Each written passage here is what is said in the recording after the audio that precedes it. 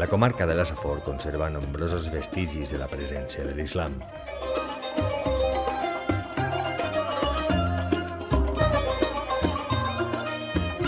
Encara que lluiten contra el pes dels segles, les restes de nombrosos castells erigits durant l'època musulmana continuen esguitant les crestes de diferents turons de la Safor.